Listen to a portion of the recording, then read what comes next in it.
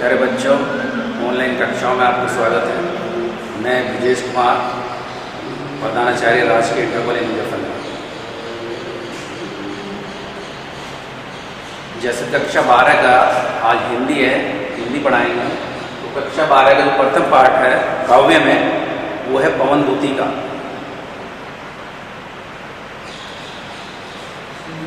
हिंदी विषय, और जिसके रचयिता हैं अयोध्या सिंह उपाध्याय हरिवंशी।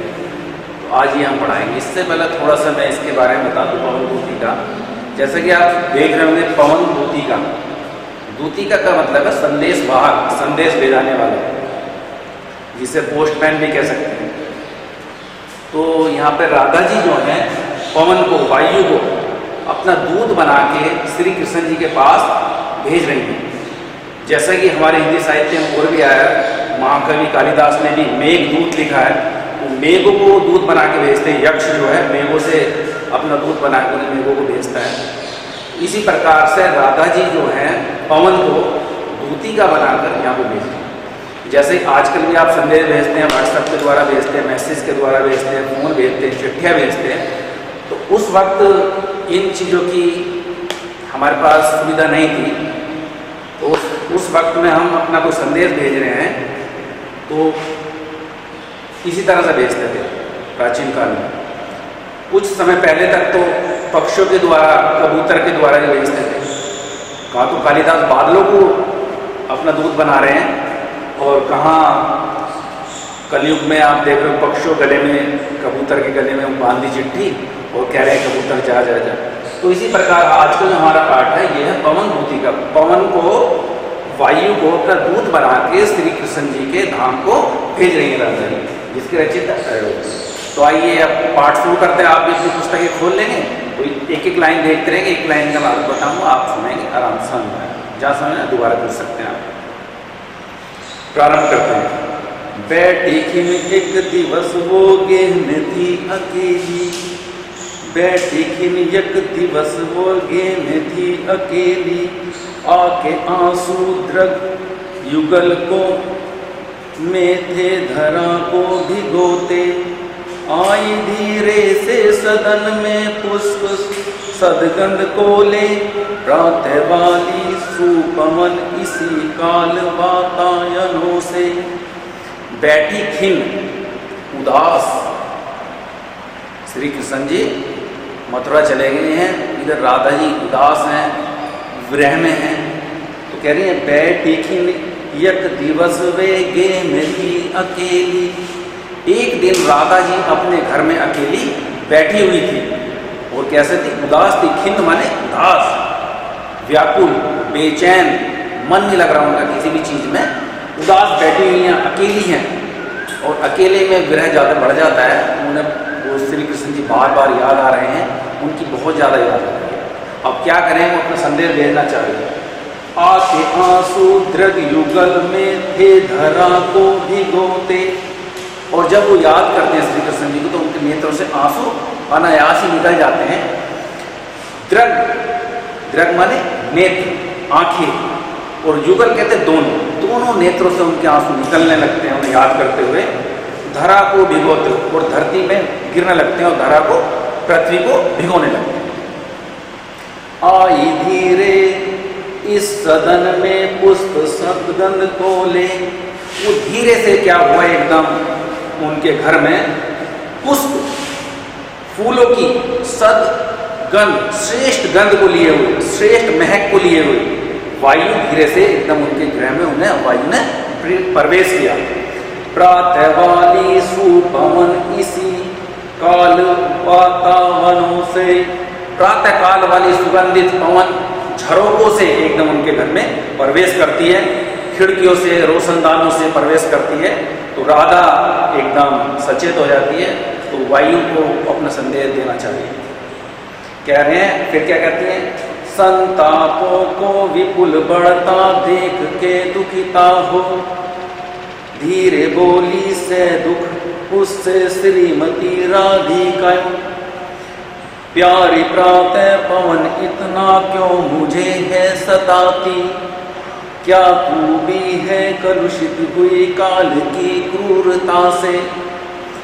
संतापों को विपुल बढ़ता देख के दुखिता हूँ। जो दुख है अत्यधिक दुख को विपुल माने अत्यधिक बढ़ता हुआ देखकर और ज़्यादा दुखी हो जाती है राधा जी। और धीरे से बोली, से दुख उससे श्रीमती राधा। दुख के साथ श्रीमती राधा जी ने पवन से ये वाक्य कहे। क्या? अगली पंक्ति में, प्यारी प्रातः पवन इतना क्यों मुझे है सताती। हे प्यारे पवन, तुम मुझे इतना बता दो कि तुम मुझे इतना क्यों सताती हो। देखिए एक बात और भी है, क्या तू भी है कलुषित हुई काल की क्रूरता से। ये प्रेम का एक नियम है। प्रेम में क्या चीज़ है, जब हमारा प्रियतम हमारे साथ होता है, जो चीज़ हमें सुखदता प्रदान करती है, वायु, सुगंध, झरोके, झरने, कुंज, लताएं, और वो प्रिय के ना होने पे वही चीज़ हमारे लिए कष्टकारी हो जाती है, हमें प्रिय की याद आती है। तो वही कहती है, प्यारी प्रातः पवन इतना क्यों मुझे है सताती। हे प्यारी पवन, मुझे केवल इतना बता दें कि तुम मुझे क्यों इतना सता रही हो। क्या तू भी है कलुषित हुई काल की क्रूरता से। क्या तुझे भी काल ने अपने बस में कर लिया है, काल की क्रूरता का तेरे ऊपर भी प्रभाव आ गया है। क्या तू भी काल के जैसे काल मुझे सता रहा है, कि तू भी मुझे उस काल के प्रभाव में आकर तू भी मुझे सताने पे तुली हुई है। अब वो आगे कहती है, मेरे प्यारे नव जलद से कंज से नेत्रों वाले, जाके आए न मधुबन से उन्हें भेजा संदेशा। मैं रो रो के प्रिय विरह से बावली हो रही हूँ, जाके मेरी सब दुख कथा शाम को तू सुना दे। अब कह रही है, श्री कृष्ण जी के बारे में बता रही है राधिका, कह रही है, मेरे प्यारे नव जलद, नव माने नए नए, जलद माने बादल, जो जल को ग्रहण करते हैं, जो जल बादल के समान है, बिल्कुल नए नए बादल के समान, श्याम वर्ण वाले हैं, अर्थात श्री कृष्ण जी। मेरे प्यारे श्री कृष्ण जी से कंज से नेत्रों वाले, कंज कहते हैं कमल को, और जिनके कमल के समान नेत्र हैं, ऐसे श्री कृष्ण जी जो मेरे बहुत ही ज़्यादा प्रिय हैं, मेरे हृदय के मालिक हैं। जाके आए न मधुबन से उन्हें भेजा संदेशा। एक वक्त वो मधुबन चले गए हैं, मथुरा चले गए हैं, और जब से गए हैं उन्हें लौटकर नहीं आए हैं। चले गए कोई बात नहीं, लेकिन और कष्ट जब बढ़ता है जब उन्होंने वहां जाने के उपरांत मुझे कोई संदेशा भी नहीं भेजा। जाके आए न मधुबन से उन्हें भेजा संदेशा, मैं रो रो के प्रिय विरह से बावली हो रही हूँ। और ना तो कोई संदेशा भेजा, तो मैं उनके विरह में जब से प्रिय के विरह में रो रो कर मैं बावरी हो रही हूँ, उनके विरह में बिल्कुल पगला गई हूँ, हमेशा मुझे उन्हीं की याद सताती रहती है। जाके मेरी सब दुख कथा शाम को तू सुना दे। जो ये मेरी सारी कथा है, मेरा विरह है, मैं रो रही हूँ, बावरी हो रही है, मेरे नेत्र से जो जल वर्षा हो रही है, ये सारी कथा है पवन तू उन मेरे श्री कृष्ण जी को सुना दे, जिससे वो सुने तो मुझसे मिलने उन्हें आ जाए। अब वो कहती हैं, अपने घर से आगे का रास्ता बता रही है पवन को, कहती है, जो ही मेरा भवन तज तू अल्प आगे बढ़ेगी, शोभा वाली सुखद कितनी मंजू कुंजे मिलेंगी, प्यारी छाया मृदुल स्वर से मोह लेंगी तुझे वे, तो भी मेरा दुख लग वहां ना विश्राम लेना।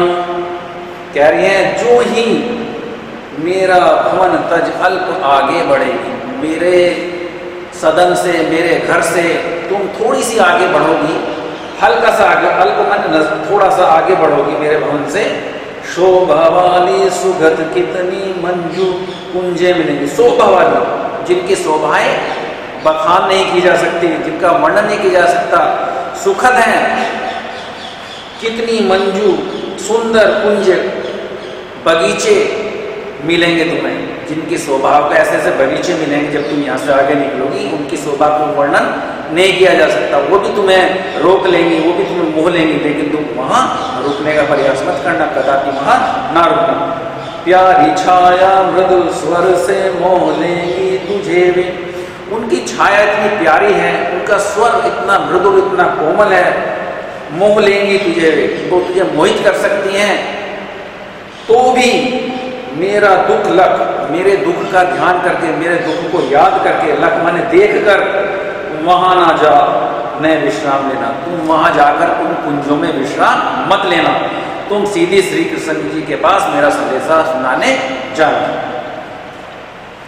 थोड़ा आगे सरस रव का धाम सतपुरुष पुष्प वाला, अच्छे अच्छे बहुद्रम लतावान सौंदर्यशाली, प्यारा वृंदा विपिन मन को मधुकारी मिलेगा, आना जाना इस विपन से मुहिमाना न होना।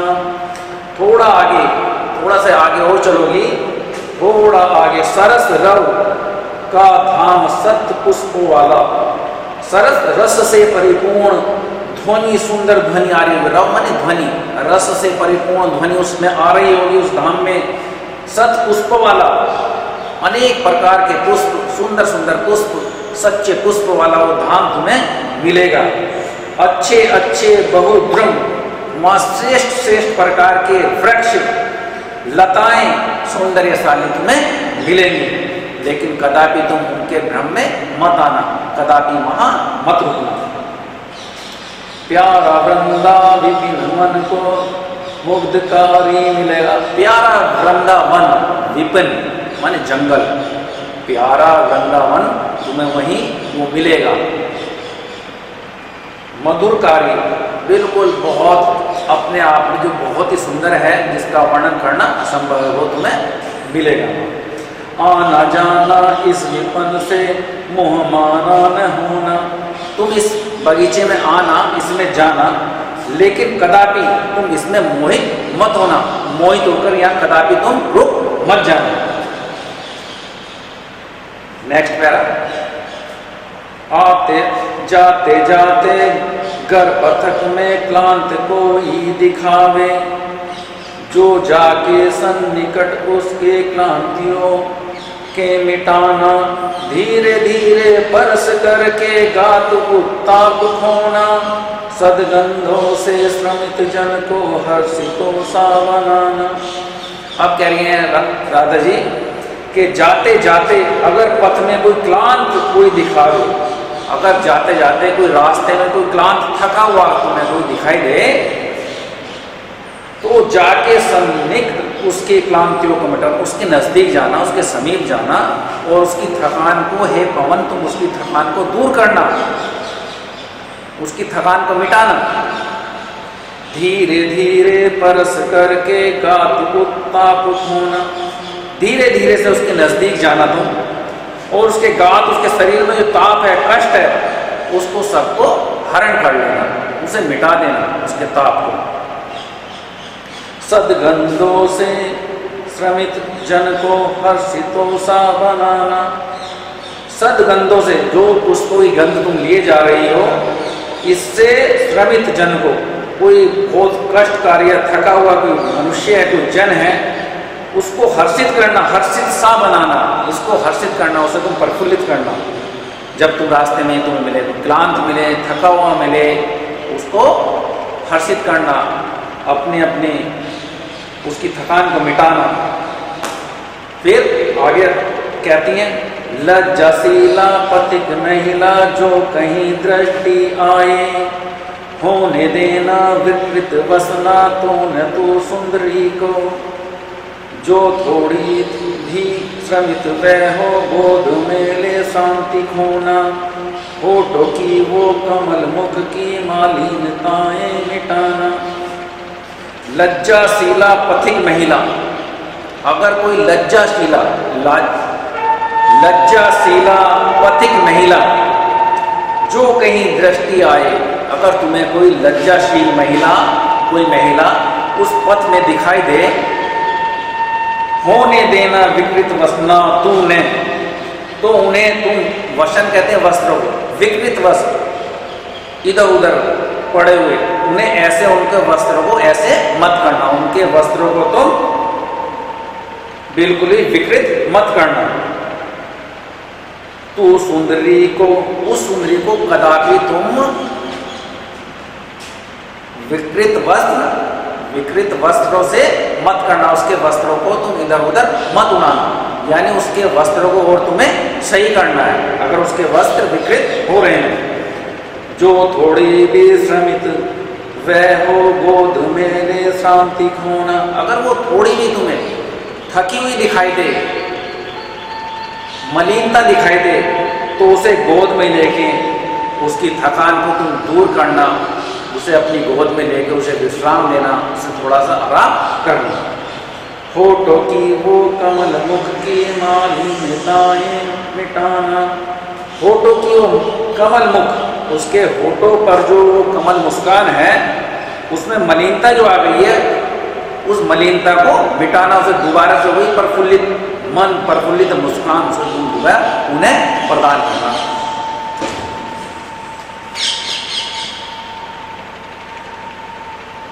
कोई क्लांता कृषक ललना खेत में जो दिखावे, धीरे धीरे परस उसके क्लांतियों को मिटाना। जाता कोई जल्द यदि हो व्योम में तो उसे ले ला, छाया द्वारा सुखित करना तृप्त भूतांगना को। फिर कह रही है वो, यदि कोई क्लांता कृषक ललना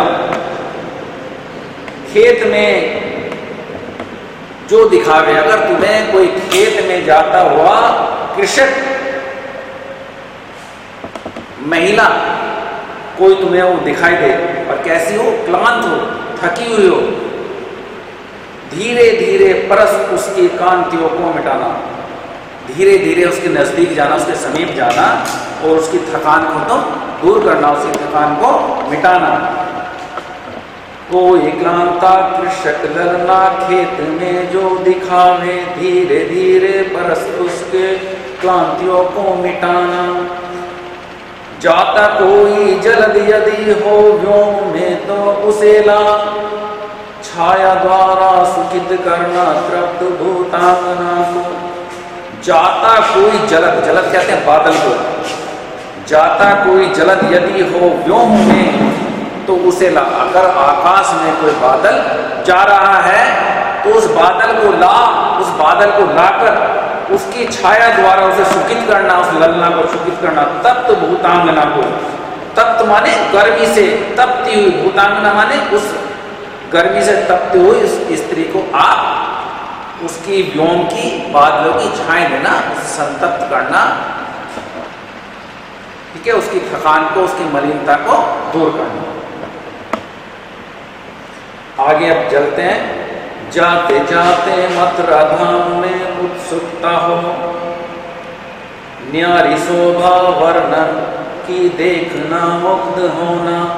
तू होएगी जगत लग के मेरु से मंदिर को, आभा वाले कलश जिनके दूसरे अर्थ से हैं। जाते जाते पहुंच मथुरा धाम में उत्सुकता हो। जैसे ही तुम मथुरा धाम में पहुंचोगी तुम्हें एकदम वहां बड़ा ही सुंदर नगरी मिलेगी। नगरी न्यारी शोभा वर नगर की देखना मुग्ध होना, तुम्हें उस नगर की शोभा हर लेगी और तुम उस शोभा को देखकर मुग्ध हो जाओगे, उसमें खो जाओगे उस शोभा को, इतना सुंदर वो नगर है। तू होएगी चकित लख के मेरु से मंदिरों को, जैसे ही तुम होगे तो चकित हो जाओगे, देखकर तुम आश्चर्यचकित हो कि इतना सुंदर नगर, कहीं मैं ब्रह्मलोक में तो नहीं आई, इतना सुंदर नगर। मेरु से मंदिरों को, मेरु के समान, पर्वत के समान इतने ऊंचे ऊंचे विशाल महल, इतने ऊंचे ऊंचे मंदिरों को, इतने महलों को देखकर तुम आश्चर्यचकित हो जाओगी। आभा वाले कलश जिनके दूसरे अर्क से हैं, उनके मंदिरों के, उन महलों के ऊपर जो कलश लगे हुए हैं वो सूर्य के समान है वो कलश, उन्हें देखकर तुम आश्चर्यचकित हो जाओगे। प्यारे बच्चों, ये पद हम बताएं आपको, ये लगभग समाप्त हो गए हैं आज के हमारे, लेकिन जब हम पद इसमें परीक्षा में आ जाते हैं तो इसमें लिखना पड़ता है। तो सबसे पहले तो हमें इसमें लिखना पड़ता है, लिखेंगे काव्य सौंदर्य में कि राधा जी पवन को दूती का बनाकर अपना दूध भरा श्री कृष्ण जी के धाम भेजती मथुरा, और वहाँ पर जो इन्होंने जैसे उपाध्याय ने दिखाया है, जैसे कि कालिदास ने भी प्रारंभ में बताया था, मेघदूत है, संदेश वाहक के रूप में बताया, तो संदेश के रूप में पवन को दूती का बनाकर इस श्री कृष्ण जी के पास भेजती, ये लिखेंगे। दूसरा लिखेंगे इसकी भाषा क्या है। हरिओम जी का जो काव्य जहाँ से लिया गया है पवन दूती का, वो है हमारा खड़ी बोली का पहला महाकाव्य, जिसका नाम है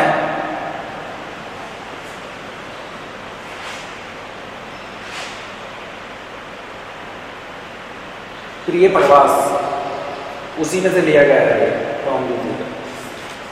तो दूसरा भाषा क्या है, ये खड़ी बोली का पहला महाकाव्य उसी से लिया गया है, तो भाषा हमारी स्पष्ट हो जाती है। तो हमारी भाषा है, इसकी भाषा है हमारी खड़ी बोली, काव्य सौंदर्य में लिखेंगे भाषा खड़ी बोली, ठीक है। इसके बाद रस, देखिए ध्यान रखें, जब भी कहीं विरह की बात आ रही हो, प्रेम की बात आ रही हो, तो वहाँ श्रृंगार रस होता है। लेकिन एक विशेष बात यह है, श्रृंगार रस के साथ साथ यहाँ ये विरह का रस है, क्योंकि कृष्ण जी मथुरा चले गए हैं और राधा जी यहाँ, तो विरह में वो दूती का बना के भेज रही है पवन को, तो इसलिए यहाँ श्रृंगार रस के दो भेद होते हैं, एक वियोग और एक संयोग। तो वियोग रस है, तो यहाँ कौन है श्रृंगार रस का वियोग।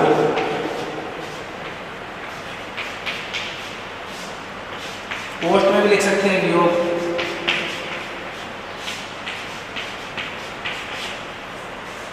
तीसरा गुण, जो गुण है उसमें गुण है